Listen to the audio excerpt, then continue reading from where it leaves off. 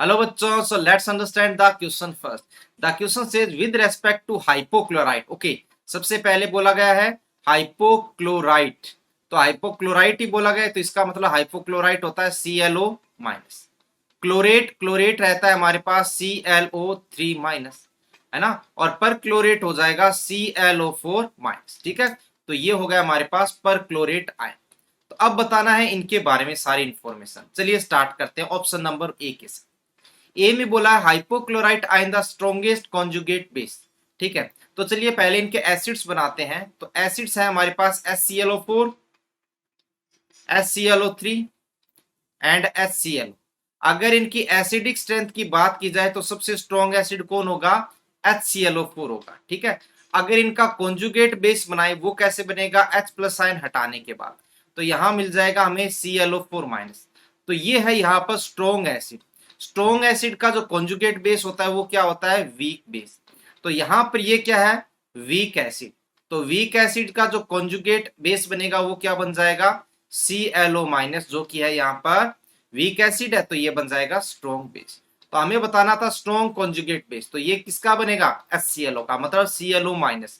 तो hypochlorite ion के लिए ये बात एकदम सही है, तो ये करेक्ट हो जाएगा। ठीक है, बात करते हैं option number 2। The molecular shape of only chlorate ion is influenced by the lone pair of electrons of Cl। पहले हाइपोक्लोराइट्स की बात करते हैं।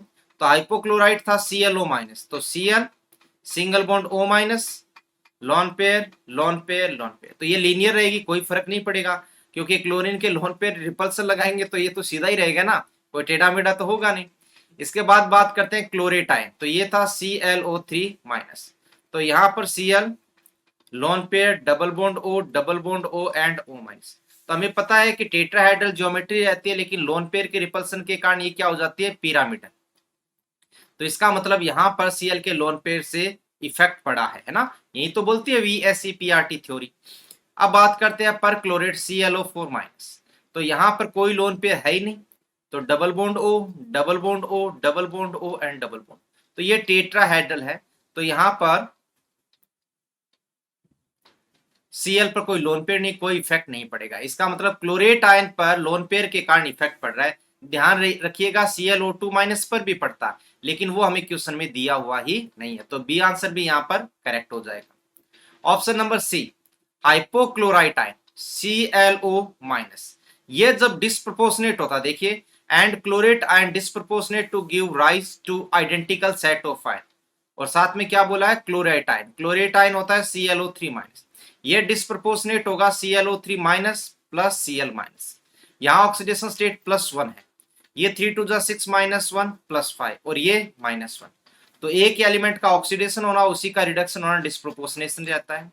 यहाँ पर अगर बात करते हैं तो इसका डिस्प्रोपोर्शनेट होगा ये ClO4 माइनस, क्योंकि खुद +5 में है, तो यहाँ पर इंक्रीज होगा और साथ में जाएगा Cl माइनस। तो क्या सेम आइंस है? क्या यहाँ पर नहीं, सेम आइंस नहीं है, तो मतलब ये गलत हो जाएगा। नेक्स्ट बात करते हैं डी ऑप्शन की। The hypochlorite ion oxidises the sulphite ion. Yes, जो हाइपोक्लोराइट आयन होता है, अगर मैं बात करूं ClO minus, ClO2 minus, ClO3 minus and ClO4 minus, ये इनके ऑक्सीडाइजिंग पावर का ऑर्डर होता है।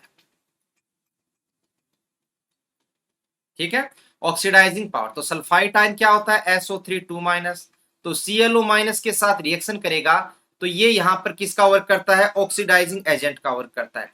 तो इसको ऑक्सीडाइज कर देगा किसमें? SO4 2 माइनस में, और खुद रिड्यूस हो जाएगा Cl माइनस। तो इस तरीके से इसको भी ऑक्सीडाइज कर सकता है। सो फोर्थ भी राइट, ए भी राइट, बी भी right. So these are the correct answer. So hope you understand the concept well. Best of luck.